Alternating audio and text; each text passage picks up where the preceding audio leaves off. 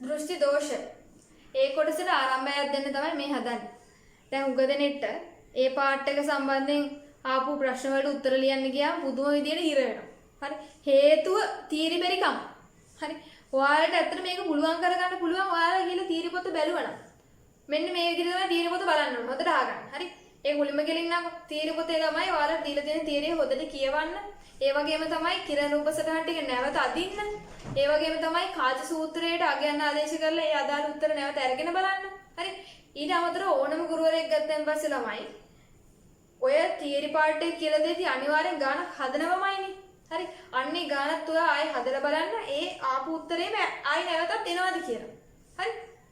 හොඳයි. ඒ විදිහට ඔයා බැරි දේවල් පුළුවන් කරගෙන ඉස්සරහට යන්න. දැන් ඔයාලට මේ සපෝට් එකක් දෙන්න තමයි හදන්නේ මම. හරි. අපි මුලින්ම දැන් ඔය දෘෂ්ටි දෝෂ ගැන කතා කරන්න කලින් ඔක්කොම කලින් මේ ඇහැක් හරියට අදගන්න දැනගෙන ඉන්න බෑ. නේද? සමහර ළමයි ඇහැ අදින්න ගියන් පස්සේ නිකන් බෝම්බයක් වගේ අදින්නේ. එහෙම කරන්න එපා. ඊටාම සරලව ඔයාගේ රූප සටහන් අදගෙන යන්න. රූප සටහන් අදින්න පෑන් පාවිච්චි කරන්න එපා. පැන්සලෙන්ම අදින්න අඩි රූලක් පාවිච්චි කරන්න. හරිද? අඩි රූලක් අනිවාර්යෙන් පාවිච්චි කරන්න. නිකන් අතෙන් ඔහෙ අදින්න එපා. සාමාන්‍ය MCQ එකක් වගේ කරනකොට නම් කටුවැඩ කොලේ ඔයාලට කැමති විදියක් කරගන්න. නමුත් ඒකත් මේ අඩි රූලෙන් ගානට මන්නම් කරන්නේ පොඩියට මැනලා තමයි මගේ වැඩේ කරන්නේ. එතකොට හරියන්න තියෙන සම්භාවිතය ගොඩක් වැඩි. හොඳයි. ඒ වගේ සේවයක් සාමාන්‍ය ඇහැක් අදිද්දි මෙන්න මෙහෙම කරන්න සරලව. මුලින්ම රවුමක් අදින්න. හරි. ඊට පස්සේ මෙන්න මේ විදිහේ කොටසක් වෙන් කරන්න. හරි. ඔය විදිහේ කොටසක් වෙන් කරන්න. දැන් එතකොට මේ මොකද්ද මේ? මේ ඉස්සරහා කොටස මම මේ වෙන් කරලා ගත්ත මේ පොඩි කොටස මොකද්ද? මේ තියෙන්නේ අක්ෂි කාචය. නේද? හොඳයි. ඒක නම් කරගන්න මේ විදිහට අක්ෂි කාචය කියලා. ඇත්තට මේ ඇහැක් අදින එක සමහර ළමයි මෙන්න මේ බෝම්බයක් වගේ අදිලා මෙන්න මේ වැදලා මෙන්න මේම කැලක් වගේ දාලා මොකද්ද විකාර කරන ඒ විකාර කරන්න යන්න එපා. නිකන් රවුමක් ගලලා ඒකේ මෙහෙම කොටසක් වෙන් කරන්න. සරලයි. හරි. හොඳයි. ඔය තියෙන අක්ෂි කාචය තව දැන් එතකොට මෙන්න මේකට මොකක් කියලාද අපි කියන්නේ? මේ මුළු එකට අපි ඒකට කියන අක්ෂි ගෝලය කියලා. හරි. ලියා ගන්න අක්ෂි ගෝලය. අක්ෂි ගෝලය. හරි. දැන් අක්ෂි ගෝලයෙන් 4න් 3ක විතර ප්‍රදේශයක දෘෂ්ටි විතානය පැතිරිලා පවතිනවලු. හරි. එතකොට මෙන්න මේ ඒරියා එකේ තියෙනවා මොකද්ද? දෘෂ්ටි විතානය. හරි. හොඳයි. අක්ෂි ගෝලයේ ඇතුළු පැත්තේ මෙන්න මේ විදියට දෘෂ්ටි විතානය තියෙනවා.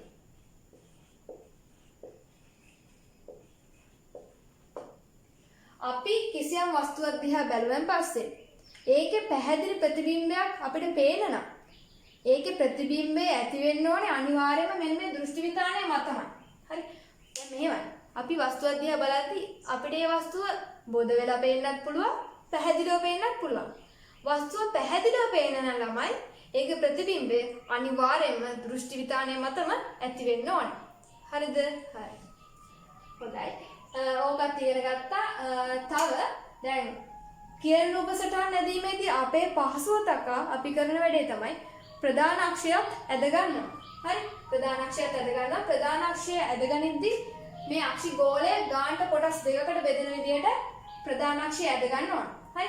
ප්‍රධාන අක්ෂය මෙන්න මේ විදිහට ඇද ගන්න පුළුවන් තිරස්ව. හරි. ඒ වගේම දැන් ප්‍රධාන අක්ෂය අදිද්දී මෙන්න මෙතනින් නවත්තන්න දෘෂ්ටි විතානය නවත්තන්න. හරි. හොඳයි. ඔන්න ඔච්චරයි. ඊට පස්සේ අපි සලකමු ඇහෙන් මොකක් හරි වස්තුවක් දිහා බලන අවස්ථාව. හරිද? හොඳයි. මම මෙතනදී යොදාගන්නේ උඩුකුරු වස්තුවක්.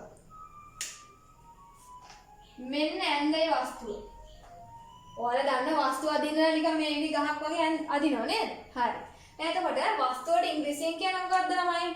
ඒකට කියන ඔබ්ජෙක්ට් එක කියලා නේද? එහෙනම් ඔබ්ජෙක්ට් එක කියද්දි O අකුරේ මම නිරූපණය කරන ඕන දැන් ඉදා වස්තුව. එතකොට වස්තුවේ ප්‍රතිබිම්බයට ඉංග්‍රීසියෙන් කියන මොකක්ද? ඉමේජ් එක කියලා තමයි කියන්නේ. ඉමේජ් එක මම I කියන ඉංග්‍රීසි අකුරෙන් නිරූපණය කරනවා. හරි.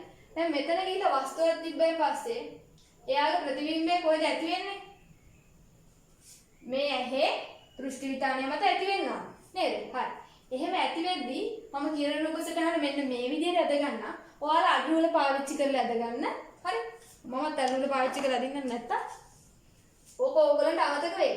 මෙන්න මෙහෙම ගිහිල්ලා තියලා මෙන්න මෙහෙම පළවෙනි එකේ ඉඳන් එහෙම කරන්න. ඔන්නම හරි. ඊට පස්සේ අපි සාමාන්‍ය ආලෝක කිරණයක් අදිද්දී ඊහිසවල් දාන්න ඕනේ එයාගේ ගමන් මාර්ගය පෙන්눔 කරන්න. නැත්තම් ඔයා හිතන්න සමහර ළමයි ඉන්නවා ඒ ලෙවල් වලදී කිරණ උපසටහන අදිද්දී ළමයි මේ කිරණේ ඊහිසවල් දාන්නේ නැහැ. එතකොට එයාට ඒ කිරණ වලට ලැබෙන ලකුණු ප්‍රමාණය ලැබෙන්නේ නැහැ. හරි ඒ හින්දා මතක් කරලා ආලෝක කිරණ අදිද්දී ඊහිසවල් අනිවාර්යෙන් දාන්න. හරි. දැන් මෙතනට ඊසක් දැම්ම ඊට පස්සේ මෙතනටත් දාන්න. හරි. හරි. එතකොට මේ වස්තුව ගත්තන් පස්සේ එයාගේ ප්‍රතිබිම්බය මෙන්න මෙතන ඇති වෙන්න ඕනේ. එතකොට මෙන්න මේකේ ප්‍රධාන අක්ෂය ඉඳන් පහළට ඔන්න විදියට මම අදිනවා එයාගේ ප්‍රතිබිම්බය. ඊට පස්සේ මම මෙතන ගිහලා දාන මංගව ප්‍රතිබිම්බය මම කැපිටල් I කියන ඉංග්‍රීසි අකුර නිරූපණය කරනවා කියලා I කියලා ඔතන ගිහින් දාන්න. හරි. හොඳට බලන්න. දැන් මල කෙලියක් වෙලා තියෙන්නේ. ඇයි ඒ? වස්තුව උඩුකුරුයි. නමුත් ප්‍රතිබිම්බය යටිකුරුයි. ඒකේවත් තේරුම් ගන්න ඕනේ මොකද්ද? අපි බලන උඩුකුරු වස්තුවක ප්‍රතිබිම්බය ඇති වෙන්නේ දෘෂ්ටි විතානය මත යටිකුරු වෙලා. එතකොට අපිට ඔක්කොම අනිත් පැත්ත ගිහලා පේන්න එපේ. නමුත් එහෙම වෙන්නේ නැහැනේ. කොහොමද එහෙම වෙන්නේ නැත්තේ? මොකද මෙතන තියෙනවා දෘෂ්ටික ස්නායුව. හරි දෘෂ්ටික ස්නායුව තියෙනවා. ඒක මගින් මෙතන දැන් ඔන්න ඉමේජ් එකක් ඇති වෙද්දිම සංඥාව අරගෙන යනවා කොහෙටද? මොලේට අරන් යනවා. හරිද? මෙතන ඇද ගන්නවා මොලේ. මොලේ සංඥා මෙහෙම අරගෙන යනවා කොහෙටද? මොලේට. ඊට පස්සේ මොලේ මගින් මොකද කරන්නේ? අර යටිකුරු ප්‍රතිබිම්බය උඩුකුරු කරලා අපිට පේන්න සලස්සනවා. හරිද? ඒ වැඩේ කරන්නේ කවුද? මොලේ. එහෙම ලියන්න යනවා. නෝට් කියලා දාන්න. මෙතන ලියා ගන්න. දෘෂ්ටි විතානය මත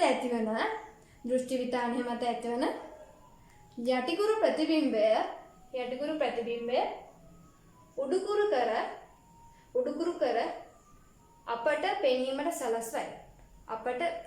සලස්වයි. හරි.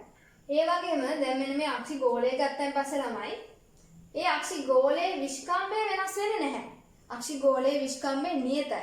හරිද? සාමාන්‍ය නිරෝගී මිනිස් ඇහක් ගත්තන් පස්සේ ඒකේ විස්කම්භය සෙන්ටිමීටර් 2.5යි.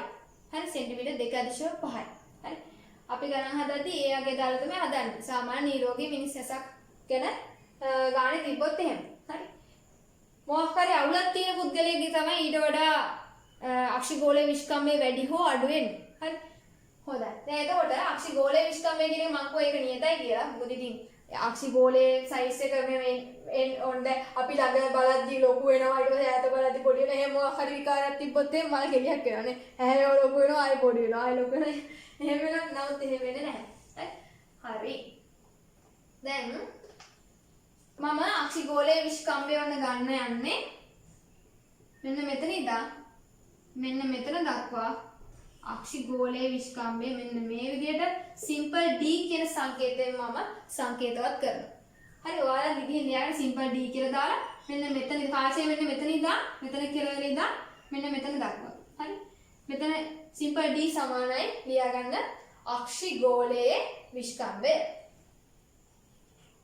අක්ෂි ගෝලයේ විස්කම්භය.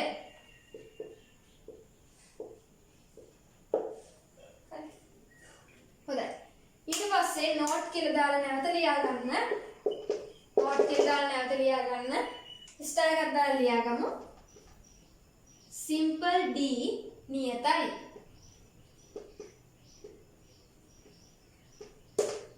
තව ස්ටාර් එකක් දාලා ලියා ගමු. සාමාන්‍ය නිරෝගී පුද්ගලයෙකුගේ සිම්පල් D සමානයි 2.5 සෙන්ටිමීටර් වේ. 2.5 සෙන්ටිමීටර් වේ. හරි. ඒ කියන්නේ සාමාන්‍ය හොඳ ඇහක් තියෙන පුද්ගලයෙක් ගත්තොත් එහෙම එයාගේ ඇහි විස්කම්භය සෙන්ටිමීටර් 2.5යි. මේක හොඳට මතක තියාගන්න ඕනේ. ගණන් හදන්න යනවා. හරි මේක හොඳට මතක තියාගන්න ඕනේ. මේක යටි රතු පෑන් ඉරි දෙකක් ගහගන්න මේක අමතක වෙන කට්ටිය. හරි 2.5 සෙන්ටිමීටර්. සමහර ගණන් වලදී මේ ගාන දෙන්නත් පුළුවන්. නොදින්නත් පුළුවන්. හරි ඔයාලට කරන්නේ ටක් ගාලා 2.5 කියලා දාගත්ත D එකට ගාන විසඳුවා. හරි. දැන් එතකොට දැන් අපි යමු කාච සූත්‍රය දාන්න. මෙන්න මේ අක්ෂි කාචයට. හරි. දැන් ඔයාලට පේනවා පැහැදිලිවම මේ අක්ෂි කාචය ගත්තොත් එහෙම මේක උත්තල එකක්. හරි. ඒක උත්තල එකක්. ඉතින් මේ උත්තල කාචයට අපි කාච සූත්‍රය දානවා. කාච සූත්‍රය දාන්න කලින් පොඩ්ඩක් වස්තු දුර එහෙම මාක් කරගෙන ඉමු. වස්තුව පීඨයේ තියෙන තැන ඉඳන් අක්ෂි කාචයට තියෙන දුර අපි ගන්නවා වස්තු දුර විදියට. හරි. ඒ කියන්නේ මෙන්න මේ දුර අපි ගන්නවා වස්තු දුර විදියට. හරි. එතකොට ප්‍රතිබිම්බ දුර ගන්න කොතනින්ද කොතනද? මෙන්න මේ අක්ෂයේ ඉඳන් ඒ කියන්නේ කෙනෙක්ට කියන්න පුළුවන් ප්‍රකාශ කේන්ද්‍රය ඉඳන් කියලා. ප්‍රකාශ කේන්ද්‍රයේ ඉඳන් දෘෂ්ටි විතානයේ තියෙන දුර තමයි ප්‍රතිබිම්බ දුර වෙන්නේ. හරි. ඒ කියන්නේ මෙන්න මේ සිම්පල් D එක සමාන වෙනවා මොකටද? ප්‍රතිබිම්බ දුරට. තේරුණාද? මොකද ඉතින් මෙතනනේ ප්‍රකාශ කේන්ද්‍රය තියෙන්නේ. ඔන්න මෙතන කියලා දාගන්න දැනට විතරක් P කියලා. අපි ඉතින් ඒක P එක දදා ඉන්නේ නැහැ මේ ගණන් හදද්දී.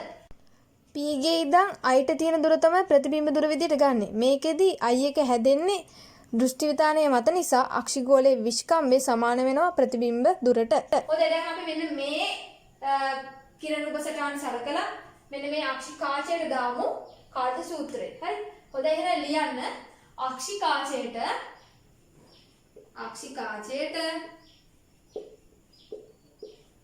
කාච සූත්‍රය යෙදීමෙන් කාච සූත්‍රය යෙදීමෙන් හරි මේක ලියද්දී එක පේලිය ලියාගෙන යන්න. ඊට පස්සේ අපි ලියාගමු කාච සූත්‍රය 1යට v අඩු කිරීම 1යට u සමානයි 1යට f. හරි. හොඳයි. එතකොට ඔයා දන්නවා ලකුණු සම්මුතියට අනුව අපි මෙන්න මේ විදිහේ උත්තර කාචය සලකමුකෝ පොඩ්ඩකට. හරි. මෙන්න මේ විදිහේ කිරණයක් ඔය විදිහට අභිසරණය කරන අවස්ථාව සලකමුකෝ. හරි. එතකොට ලකුණු සම්මුතියට අනුව ප්‍රකාශ කේන්ද්‍රයේ ඉඳන් අද ආලෝකයෙන් ගමන් ගන්නා දිශාවට මනිනු ලබන දුරවල් අපි ඍණ විදිහට ගන්නවා. හරි. ප්‍රකාශ කේන්ද්‍රයේ ඉඳන් ආලෝකයේ ගමන් කරන දිශාවට ප්‍රතිවිරුද්ධ දිශාවට ගන්න දුරවල් අපි ධනයි කියලා ගන්නවා. හරි. එහෙම වෙන්නේ මොකට අනුවද? ලකුණු සම්මුතියට අනුව. හරිද? ලියා ගන්නවා ලකුණු සම්මුතියට අනුව. ලකුණු සම්මුතියට අනුව. හරි. ඔන්න ලකුණු සම්මුතියට අනුව දැන් මෙන්න මේ කාර්ය සූත්‍රයට අගයන් ආදේශ කරන්න. හරිද? හොඳයි. එතකොට ඒ අනුව එතකොට v එක ආදේශ කරන්න යන්නේ මම. හරිද? v එක සමාන වෙනවා මොකටද? අක්ෂිගෝලයේ විස්කම්මයට ඒ කියන්නේ සිම්පල් d එකට. හරි? හොඳයි. එතකොට ඔන්න බලන්න අපි v එක ගනිද්දී ආලෝකයෙන් ගමන් ගන්නා දිශාවට තමයි ගන්න වෙන්නේ. හරිද? ප්‍රකාශ කේන්ද්‍රය ඉඳන්. හරි. එතකොට මේ පැත්තට දුරක් ගනිද්දී ඒක ඍණ වෙනවා. හරිද? එතකොට ඔයා මෙතෙන්ට ආදේශ කරනවා ඍණ 1යට d කියලා. හරි. ඊට පස්සේ ඒකෙන් අඩු කරන්න වස්තු දුර. හරි. ඒකේ අඩු කරන්න 1යට වස්තු දුර. හරි. එතන වස්තු දුර මෙතනදී නම් මම u කියලාමයි අරගත්තේ. ඔයාලට කැමති නම් වෙනත් සංකේතයක් පාවිච්චි කරන්න පුළුවන්. හරි. මම u කියලාම ගත්තා. ඒ දුර නම් ළමයි මනින්දී ප්‍රකාශ කේන්ද්‍රය ඉඳන් මේ පැත්තට මනින්නේ. ඉන්න ඒක ධන වෙනවා. ඒතර ඒක මේ විදිහට u කියලාම දාගන්න පුළුවන්. ඊට පස්සේ මේ කාචය ගත්තන් පස්සේ ඒක උත්තල එකක්. හරිද? ඒක උත්තල එකක්. ඒකේ නාභි දුර මම f විදිහටම ගත්තා ඉතින්. හරි. එතකොට උත්තල කාචයන් නිසා ඔයා අගේ ආදේශ කරද්දී ඍණ 1යට f තමයි දාන්න ඕන. හරි. ඔයාලට මේවා මේ මම ඉලක්කම් දාලා කියලා දෙන්නද? එතකොට පැහැදිලි වෙනවනේ. ඔන්න බලන්න. හරි. එක්සැම්පල් කියලා දාමු. මුලින්ම අපි දත්ත ටික මම මේ විදිහට දෙන්නම් ඔයාලට. සිම්පල් d සමාන 2.5. හරි. සෙන්ටිමීටර වලින් දෙන්නේ. හරි. u එක සමානයි සෙන්ටිමීටර 2යි. හරි. තව f එක සමානයි මෙතන එක්කෝ u එක අපි ටිකක් වැඩි දුරක් දාගමු. සෙන්ටිමීටර් 2ක් දුරින් දාලා වස්තු බලන්න නැහැ ළමයි සාමාන්‍ය සෙන්ටිමීටර් 20ක් අපි සෙන්ටිමීටර් 25ක් දාමු. සෙන්ටිමීටර් 25ක් දාමු. හරි. ඒක හොඳයි. ඊට පස්සේ f එකට දෙන්නම් මම සෙන්ටිමීටර් 2යි කියලා. ඔන්නම තියනවා කියලා හිතමුකෝ. හරි. දැන් ඔන්න මෙන්න මේ කාල සූත්‍රයට තමයි අගයන් ආදේශ කරන්න ඕනේ. ඉතින් මේ යටේ පොඩ්ඩක් අමතක කරන්න. එතකොට 1යට v සඳහා අගය ආදේශ කරද්දී මෙතන ගිහින් දාන්න ඕන ඍණ 2.5 කියන එක. මොකද අපි මේ මිනිම ගත්ත ප්‍රකාශ කේන්ද්‍රය ඉදලා ආලෝක කේන්ද්‍ර ගමන් ගන්න දිශාව. හරි. දැන් මේ එක ඍණ 2.5 බෙදුවන් පස්සේ අර ඍණ ලකුණු මම කරන්නේ මෙන්න මේ විදිහට ඉදිරියෙන් ලියා ගන්නවා. හරි. ඊට පස්සේ ඔයාලා ලියා ගන්න පුළුවන් එක බෙදීම 2.5 කියලා. තේරුණා? හරි. ඊට පස්සේ ඒකෙන් අඩු කරන්න එක යට වස්තු දුර දාන්න ඕනේ. හරි. වස්තු දුර දාන්න ඕනේ. ඒක නම් ධනාගයක්. එතකොට මෙතන ගිහින් දාන්න 25යි කියලා. හරි. ඊට පස්සේ සමාන ලකුණ දැම්මා. ඊට පස්සේ කාචයේ උත්තර එකක්. ඊළඟ ලාභ දුර ආදේශ කිරීමේදී ඍණ ලකුණත් එක්ක ආදේශ කරනවා. එතකොට ඔයාලට පුළුවන් ඍණ ලකුණ මේ විදිහට එළියට අරගෙන එක යට 2යි කියලා දාන්න. හරි. හරි. දැන් මේ ඕල්මන් වෙන්න බෑ. මේ මෙතනදී එක බෙදීම ඍණ 2 සමානයි කියලාද? ඍණ භාගයට. හරි. හොඳයි. මොකද ධනාගයක් ඍණයෙන් බෙදුවා පස්සේ උත්තරේ ඍණ වෙන නිසා. දැන් එතකොට මේක මෙන්න මේ විදිහට තමයි එන්න ඕන. ඔයාලා හිතන්න ඔයා මේකෙදි නාභිදුර ඔයාලා දීලා නැහැ. නාභිදුර හොයන්න තියනවා කියලා. නාභිදුර හොයන්න තියනවා කියලා හිතන්නකෝ. එතකොට මුලින්ම දත්තට ලියා ගන්න. ඊට පස්සේ මෙතනට ගිහලා ඕන ප්‍රශ්නාර්ථ ලකුණක් දාන්න. ඊට පස්සේ මෙන්න මේ ඍණ ලකුණ මකන්න. මෙතන ගිහලා අර ඔරිජිනල් F එක දාන්න. හරි. එතකොට ඔයාලා ගාන විසඳගෙන ගියන් පස්සේ x සඳහා ඍණාගයක් එනවා. හරිද? x සඳහා ඍණාගයක් එනවා. එතකොට ඔයාලට කියන්න පුළුවන් මේ කාචේ උත්තර කාචය. ඒකයි මේ විදිහේ ඍණ ලකුණක් මට ආවේ. එහෙමයි කියලා කියන්න පුළුවන්. ඊට පස්සේ අපි දැන් කලින් ගත්ත 2යි මේ ගානට අනුව අපි නිකන් ගෙස් කරානේ 1 සෙන්ටිමීටර් 2යි කියලා ඔයාලට උත්තරයට එවි x සමානයි ඍණ 2 සෙන්ටිමීටර් කියලා. තේරුණා? ඍණ 2 සෙන්ටිමීටර් කියලා එවි. අවුලක් නැහැ මෙතන ඍණාගයක් තිබ්බට මොකද ඔයාගේ ගාන බලන එක්කන දන්නවා මේ කාචේ උත්තර එකක් නිසා තමයි ඔයාලට මේ ළමයට මේ මෙතන ඍණ 2ක් ආවේ කියලා ගාන බලන එක්කන දන්න. තේරුණාද? හරි. මම හිතන ඕක සරලව තේරුම් ගන්න ඇති කියලා. මේ ටික ලියා ගන්නකෝ. ඊට පස්සේ අපි පොඩි ෂෝට් නෝට් එකක් දාගමු මේ අක්ෂි කාචය ගැන. හරි. මම මේක ඉරේස් කරනවා. මේව මාර ලේසි. හරිද? අර තීරි බැරි කාටිකින් මේව අමාරුයි. ඔයාලට කියන්නේ තීරි හොදන්න පුළුවන් කරන්නේ. ෆිසික්ස් වල අපි සාමාන්‍ය ඔයාලා දන්නා සාමාන්‍ය බයොලොජි කරන කට්ටිය ගත්තොත් එහෙම ෆිසික්ස් ඒගොල්ලෝ අවබෝධයෙන් කරන්නේ. මැත්ස් කරන ළමයි බලන්න පුළුවන් තරම් ස්පීඩ් එකකින් ගන්න හදන්න. බයෝ කරන එක බලන්නේ ගාන යාට තරමක ස්පීඩ් එකක් තිබ්බම ඇති. එයාට හොඳ අවබෝධයක් තියෙනවා මේ ගාන හදද්දි. එතකොට අර ෆීල්ඩ් එකේ වුණත් සාමාන්‍යයෙන් මම දකින විදිහට අර බයෝ කරපු එක්කෙනෙක් මේ ෆිසික්ස් ෆීල්ඩ් එකේ ඉස්සරහට යන ගතිය සාපේක්ෂව වැඩි මම දකින විදිහට. මම ඉතින් ඒක මගේ මතය. ඔයාලා ඒකට එකග වේද නැද්ද කියලා මම දන්නේ නැහැ. තීරද ඒ කෙසේතත් මැත්ස් කරලා මෙට්‍රොන් මම කියන්නේ හොඳට පාඩම් කරන්න මේ ෆිසික්ස් වල තියෙන්නේ. එතකොට ඔයාලට මේ ෆීල්ඩ් එකේ ඉස්සරහට යන්න පුළුවන්. හොඳම ෆීල්ඩ් එකක් මේ ෆිසික්ස් කියන්නේ. හරි? දැන් එතකොට මම ඔය කියලා දීප ටික ඒ වගේම තමයි දැන් මේ වෙද්දි ටියුෂන් ක්ලාස් වල ළමයිට උනත් හැකියාව තියෙනවනේ තව කෙනෙක්ට ෆිසික්ස් ඉගෙනවීමේ. හරි මගේ ළමයිට මම කියනවා ඔයාලා මේ වෙද්දි ඔයාලට හැකියාවක් තියෙනවනේ තව කෙනෙක්ට ෆිසික්ස් උගන්වන්න. හරි ඒ කියන්නේ ඒ තරම් තීර දැනුමක් ළමයිගේ ඔළුවේ තියෙනවා. හරි. ඒ කියන්නේ මේ තීර දැනුම ළමයි මෙහෙමයි. අපි අප්ඩේට් වෙන්න ඕනේ විතර. ඒ කියන්නේ අපි හැම සතියෙම මේ පාඩම් කරන්න ඕනේ. කට්ටිය කියනවා මට කලින් කරපු ඒවා අමතකයිනේ කියලා. එහෙම හිතන්න එපා. මොකද හැමෝම පාඩම් කරන හැම සතියෙම ෆිසික්ස්. මොකද තියරි පාර්ට් එක අමතක වුණොත් එහෙම ගණන් හදාගන්න හරි අමාරුයි. හරි. ඒ හින්දා මේ ඒ වගේම තමයි දැන් අපිට තව විෂයනුත් කරගෙන යන්නේ යන්නේ. ඒ හින්දා තියරි හැම සතියෙම පාඩම් කරන්න ඕනේ. හරි. හොඳයි. එහෙනම් අපි ෂෝට් නෝට් එක දාගමු. ලියන්න අක්ෂි කාචය කියලා. අක්ෂි කාචය. හරි. හොඳයි. අක්ෂි කාචය කියලා ලියලා පොඩි ස්ටාර්ස් දාලා ලියගෙන යමු යටට. අක්ෂි කාචය ළමයි විනිවිද පේන එකක්. ඒ කියන්නේ ඒක පාරදෘශ්‍ය එකක්. හරි. ලියා ගන්න.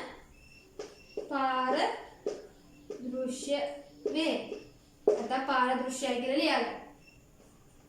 තව ඒක උත්තල එකක්. උත්තලයි. නැත්නම් උත්තල කාචයක් කියලා ලියා ගන්න. හරි. තව අක්ෂි කාචයේ නාභිදුර වෙනස් වෙන්න පුළුවන්. ඒ කියන්නේ ඒක නියත නාභිදුරක් නැහැ එහෙම. හරි.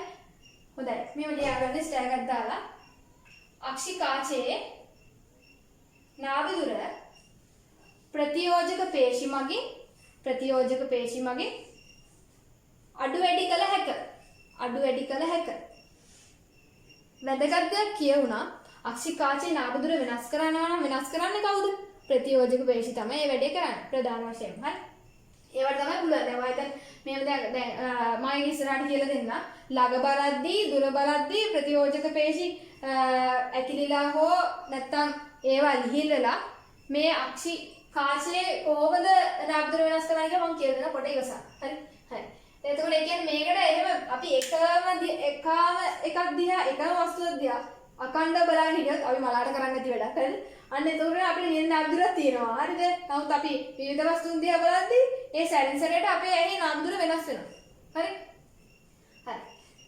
ඒ වගේම තමයි දැන් මේ අක්ෂිකාචයේ මේ විදිහට නාභදුර වෙනස් වෙන්න පුළුවන් වෙලා තියෙන්නේ. මොකද මේක ප්‍රත්‍යස්ත එකක් ළමයි. ඒ කියන්නේ මේක ඇදෙනවා. ඒ වගේම ඇදිලි වල ආයෙ නැවත මුල් පිහිටීමකටපත් වෙන්න පුළුවන් එකක්. නිකන් රබර් පටියක් වගේ එකක්. හරි? හොඳයි. තව ස්ටෑග් එකක් දාලා ලියාගන්න. ප්‍රත්‍යස්ත වේ කියලා. ප්‍රත්‍යස්ත වේ. ප්‍රත්‍යස්ත වේ.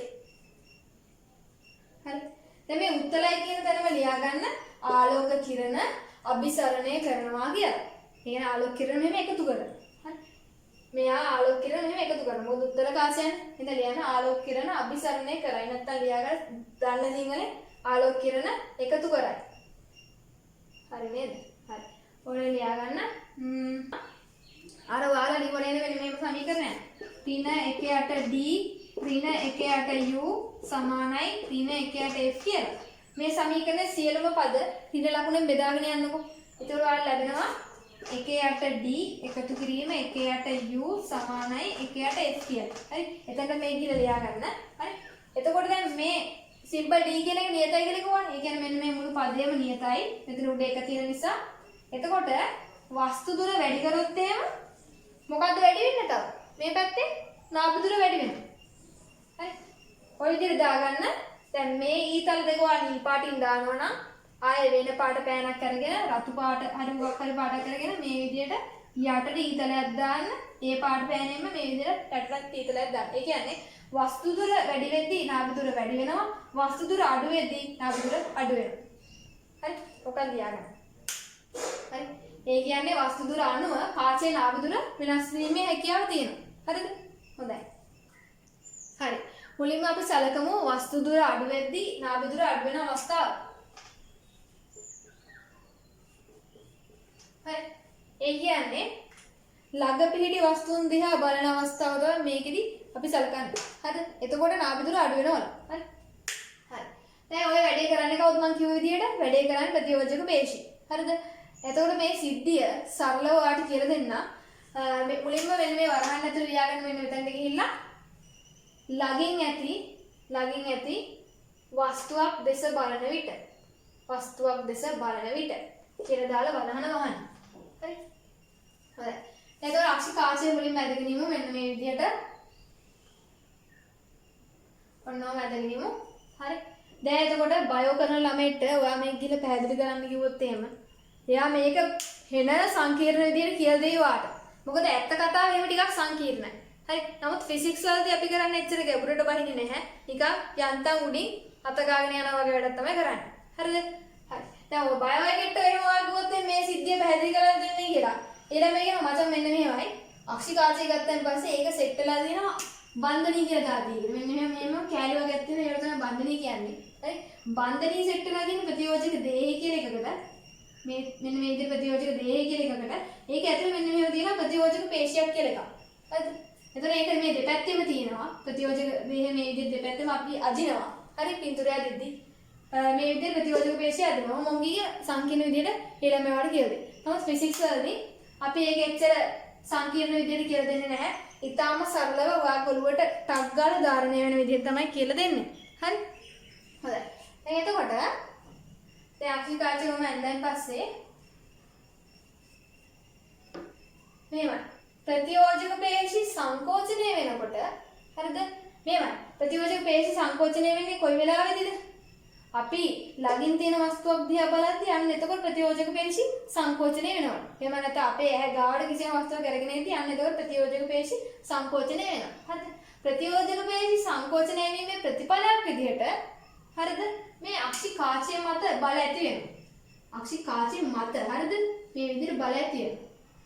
මම ඒ බල ඔය විදිහට නිරූපණය කර ගන්නකො. හරි. අක්ෂිකාචය මත මෙහෙම බල ඇති වෙන. ඒ කියන්නේ අක්ෂිකාචය මේව තද කරනවා මේ පැත්තේ. හරි. හරි. මගේ මේ හෙයා බෑන්ඩ් එක පාවිච්චි කරලා මම ඔයාලට මේ කියලා දෙන්න. හරිද? හරි. එතකොට මෙන්න මේ පෘෂ්ඨය පොඩ්ඩක් සලකමු අපි. හරිද? ඒක මෙහෙම පොඩි වක්‍ර පෘෂ්ඨයක් නේ. වල නැත්නම් උත්තරයි. හරි. ඒක උත්තරයි. හරි. එතකොට ඒක මෙහෙම නා. හරිද? දැන් ඔය මොකද්ද ප්‍රතියෝජක පේශිය සංකෝචනය වෙනකොට හරිද? ළඟ තියෙන වස්තුව දිහා බලද්දී මොකද වෙනවා කිව්වේ? අක්ෂිකාචය මත බලයක් තියෙනවා නේද? එතකොට මොකද වෙන්නේ? මේ ඉතින් දෙපැත්තේ මෙහෙම ප්‍රෙස් වෙනවා. අන්න ප්‍රෙස් වෙනවා. දෙපැත්තේ මේක තද වෙනවා. මෙහෙම තිබ්බේ මොලේ. ඊට පස්සේ දෙපැත්තේ මේක තද කරද්දී මොකද වෙන්නේ? මේ පැත්තට මොකදුනේ? වක්‍රතාවය වැඩි වුණා. නේද? වක්‍රතාවය වැඩි වුණා. එහෙනම් මෙතනදී මොකද වෙන්නේ? මේ කාචයේ දෙපැත්තේ මේව තලද්දී මෙයාගේ වක්‍රතාවය වැඩි වෙනවා. හරි? එයාගේ වක්‍රතාවය වැඩි වෙනවා. හොඳයි. එහෙනම් වෙන්නේ ළඟට ඇහි ළඟට මොකක් හරි වස්තුවක් ගෙදේම නැත්නම් ළඟ තියෙන වස්තුවක් දිහා බලද්දී එහෙනම් මේ දේ ඉතලෙකුත් දාලා තියාගමු. අපිට ඒක මීටර වෙන ඩක් ගාලා. හරි? හොඳයි. එහෙනම් මෙතනදී ඔය ස්ටාර් එකක් දාලා ලියාගන්න. ළඟ ඇති වස්තුවක් දෙස බලන විට ළඟ ඇති වස්තුවක් දෙස බලන විට කියලා දාලා කමා එකක් දාලා යටට යන්න. ඊට පස්සේ බෝලයක් දාන්න. හරි? බෝලයක් දාලා ලියාගන්න. ප්‍රතියෝජක පේශි සංකෝචනය වේ. ප්‍රතියෝජක පේශි සංකෝචනය වේ. ඊළඟ බෝලේ එහි ප්‍රතිඵලයක් වශයෙන් අක්ෂිකාචය මත බල ඇතිවේ. අක්ෂිකාචය මත බල ඇතිවේ. ඊළඟ බෝලේ දාලා ලියාගන්න. එවිට අක්ෂිකාචයේ ඝනකම වැඩි වේ. වරහන් ඇතුලේ ගිහින් දාන්න. එබැවින් අක්ෂිකාචයේ වක්‍රතාවය වැඩි වේ.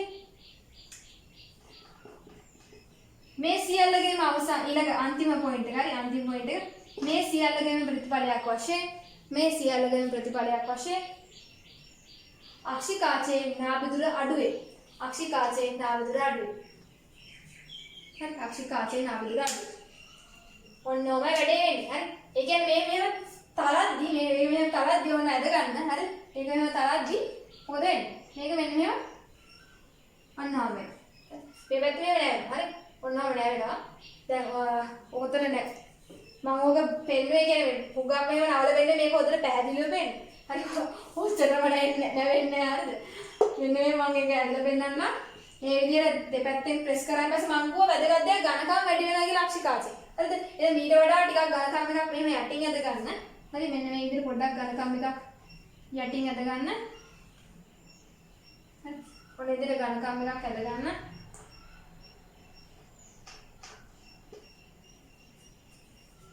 සමීතික එකක් ඇද ගන්න. මේකට වඩා මේ ඝනකම්නේ පේනවනේ. හරි. මේ බලන්න මේ වක්‍රතාවය වැඩි වෙලා. මේකට වඩා මේ හුඟක් වක්‍ර වෙලා මේ පැත්තේ. එහෙම වුණාට පස්සේ වෙන්නේ ළමයි නාභිදුර අඩු වෙනවා.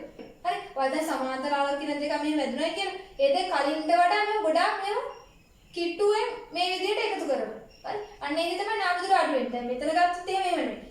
මේ ප්‍රධාන අක්ෂර සමාන්තර මේ ආලෝක කියන දෙක ආවොත් එහෙම වැදුනත් එහෙම මේ කාචය මත ඊට පස්සේ ඒවා එකතු කරන් ටිකක් එහාට ගිහින්. මොකද මෙතන වක්‍රතාවය සාපේක්ෂව අඩුයි. හරි. දැන් අපි බලමු කොහොමද වස්තු දුර වැඩි වෙනකොට නාභිදුර වැඩි වෙන්නේ කියලා අක්ෂිකාචේ. වරහන් ඇතුළේ දාගන්න දුර පීඩි වස්තුවක් දෙස බලන විට එහෙම නැත්නම් අනන්තයේ දෙස බලන විට කියලා දාලා වරහන වහන්න. හරි. හොඳයි. එතකොට අක්ෂිකාචයේ මෙහෙමදීමු. අක්ෂිකාචය බලන්නේ දුර තියෙන වස්තුවක් දිහා නිසා මම ඉතලේ මෙන්න මේ පැත්තට දාගන්නම්. මේකෙන් අර්ථවත් වෙනවා අක්ෂිකාචය දැන් එහාට නැත්නම් අක්ෂිකාචයෙන් ඈතට වස්තුවක් අරගෙන යාම කියන අවස්ථාවත් මේකට අදාළ කරගන්න පුළුවන්. හරි. කොහොම හරි එතකොට මොකද්ද වෙන්නේ කියලා තමයි බලන්න ඕනේ. හරි. අපි ඈත තියෙන වස්තුවක් දිහා බලද්දී හරිද මේ එහෙම බලමු ගම. අන්න එතකොට ප්‍රතියෝජක පේශි එහිල් වෙනවා. හරිද? ඇත්තටම ළමයි අපිට වඩාත්ම පහසුයි ළඟ තියෙන වස්තු දිහා බලනවට වඩා ඈත තියෙන වස්තු දිහා බලන එක. මොකද ළඟ තියෙන වස්තුව දිහා බලනකොට අර අක්ෂිකාචේ දෙපැත්තෙන් තලනවනේ. නේද? මම ඔයාලට කියදුන්නේ අක්ෂිකාචේ දෙපැත්තෙන් මේවා තලනවායි කියලා. හරි. අර වක්‍රතාවය වැඩි කරගන්න අක්ෂිකාචේ දෙපැත්තෙන් තලනවා. හරි. නමුත් දුර පිහිටි වස්තුව දිහා බලද්දී අක්ෂිකාචය ඊගාර දෙපැත්තෙන් පොඩ්ඩක් ඇදීමක් විතරයි වෙන්නේ. හරිද? එතකොට ප්‍රතියෝජක පේශි ලිහිල් වෙනවා. හරිද? ප්‍රතියෝජක පේශි ලිහිල් වෙනවා. කියන්නේ ඒවා රිලැක්ස් වෙනවා. හරි. ඈත දිහා බලද්දී ප්‍රතියෝජක පේශි එහෙම රිලැක්ස් වුණාන් පස්සේ අපේ ඇඟට හරි සනීපයි. හරි. නමුත් ළඟ බලද්දී ප්‍රතියෝජක පේශි ටික සංකෝචන වෙනවා අම්මඩුඩු අමාරුයි. ඒතකොට ඇස් දෙකට. හරි. හොඳයි. දැන් එතකොට මේ විදිහට ඊතලෙත් දාන්න. මේකෙන් මම අදහස් කරේ දුර තියෙන වස්තුවක් දිහා බලනවා කියන එක. හරි. අන්න එතකොට මොකද වෙන්නේ? ප්‍රතියෝජක පේශි ලිහිල් වෙනවා. ඒවා රිලැක්ස් වෙනවා. හරිද? එතකොට ළමයි වෙනවා කියන්නේ කාචේ මේ විදිහට දෙපැත්තට ඇදෙනවා. ඉගෙන කාචේ මත මේ විදිහට දෙපසට බල ඇති වෙනවා. හරිද? හරි. ඔය විදිහට බල ඇති වෙනවනේ F කියලා දාගන්න. මම කියන්නේ මේ බල සමානයි කියලා. හරි මම කියන්නේ මේ බල සමාන කියලා නිකන් බල ඇති වෙනවා කියලා සරලව හිතන්න බල ඇති වෙනවා එච්චර. හරි. දැන් ඒකට මේ විදිහට බල ඇති වෙද්දී මේ කාචේ වක්‍රතාවය මොකද වෙන්නේ? අඩු වෙනවා. ඒ කියන්නේ මේ කාචේ මෙහෙම ඇදෙනවා මම කිව්වා මේ කාචය ප්‍රත්‍යස්ත එකක්. නේද? එතකොට මෙයා මෙන්න මෙහෙම ඇදෙනවා. මෙයා මෙන්න මෙහෙම ඇදෙනවා කියන්නේ යා ටිකක් තුනී වඩා දෙන්න ඕන. මේක ඇදෙනවයි කියන්නේ මෙයා තුනී වෙනවනේ. තුනී වෙනවා. එතකොට මෙන්න මෙහෙම අනේ ඇද ගන්න. එක පැහැදිලිව පේන. මෙයා තුනී වෙනවා කියන දේ තමයි මට පෙන්න ගන්න ඕන. නමුත් මෙයාගේ අර උත්තර ගතිය තියෙනවා. පොඩ්ඩක් මේ ඇද ගමු.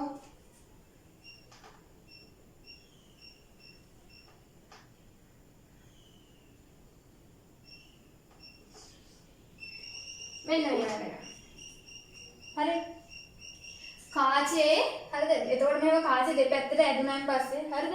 කාචේ දෙපැත්තට ඇදුනාන් පස්සේ ළමයි ඒක චුට්ටක් දිග වැඩි වීම වෙනවා. හරිද? චුට්ටක් දිග වැඩි වීම වෙනවා. ඒ වගේ තමයි මේක තුනී වෙනවානේ. හරි.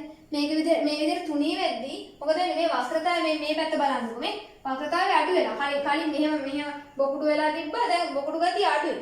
හරි. ඒ කියන්නේ එයා බෑන්ඩ් එකෙන් පැහැදිලි කලින් එයා බෑන්ඩ් එක මෙන්න මෙහෙම තිබ්බා. හරි. දැන් ඇදලින්ද මෙන්න මෙහෙම වැදිනවා. කැඩෙයි දන්නේ මෙන්න මෙහෙම වැදිනවා. තේරෙනවද? කලින් මෙහෙම දැන් මෙහෙම. තේරෙනවද? හරි. දැන් මෙතනදී නම් මෙහෙම උගක් වර්ධනය වෙනවා මෙහෙම. උගක් මෙහෙම හැරුණා. හරි. ආලෝකින උගක් හැරිලා. නමුත් මෙතනට ආවම හැරෙන කම්මැලි.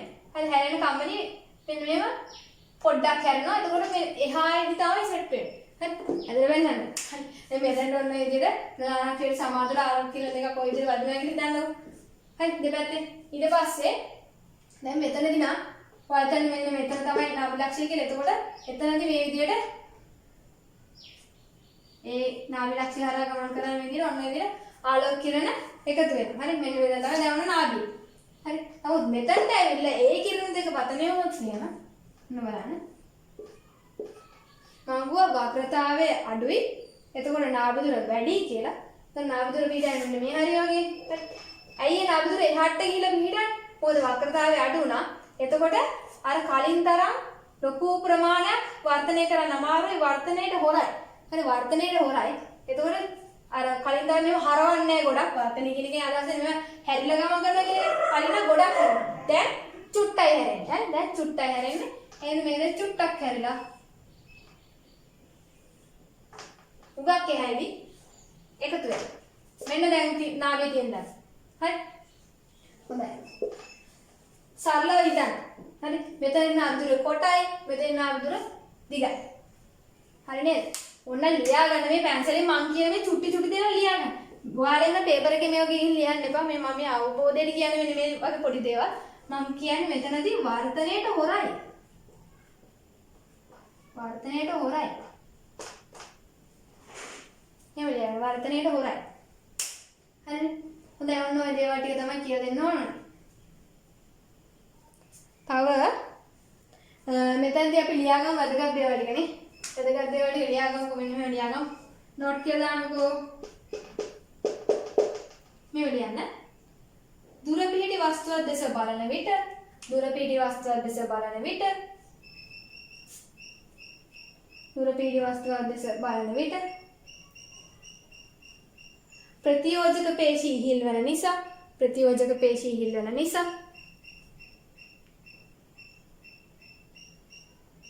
ප්‍රතියෝජක පේශී ඉහිල් වෙන නිසා මොකද වෙන්නේ? අක්ෂිකාචය දෙපසට ඇදේ. අක්ෂිකාචය දෙපසට ඇදේ. දෙපැත්තට මේ වැදෙනවා. ඊළඟ කිත අර ඊළඟ බෝලේ හරි ස්ටයිල් එක හරි දාන්න. ඊට පස්සේ ලියන්න එවිට අක්ෂිකාචය තුනී වේ. එවිට අක්ෂිකාචය තුනී වේ. එවිට අක්ෂිකාචය තුනී වේ. කොහොමද එහෙම තුනී වෙන්නේ? මොකද මේක අර ඇදෙනවානේ. මේක ප්‍රත්‍යස්තයි එහෙම වෙන්නේ.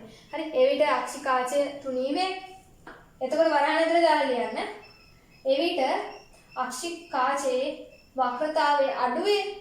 එවිට අක්ෂිකාචයේ වක්‍රතාවය අඩුවේ. හරි ඊට පස්සේ වරහන් වහන්න. ඊට පස්සේ ඊළඟ බෝලේ දාන්න. මෙහි ප්‍රතිඵලයක් ලෙස අක්ෂිකාචයේ නාභි දුර වැඩි වේ. අක්ෂිකාචයේ නාභි දුර වැඩි වේ. ඔන්න වැඩි තමයි අදට කියලා දෙන්නේ. හරි ඉතුරු කොටස ඉතුරු වීඩියෝ එකෙන් බලාපොරොත්තු වෙන්න. ඔබගේ යාළුවන්ටත් මේක පුළුවන් නම් ෂෙයා කරන්න. හරි ජය වේවා.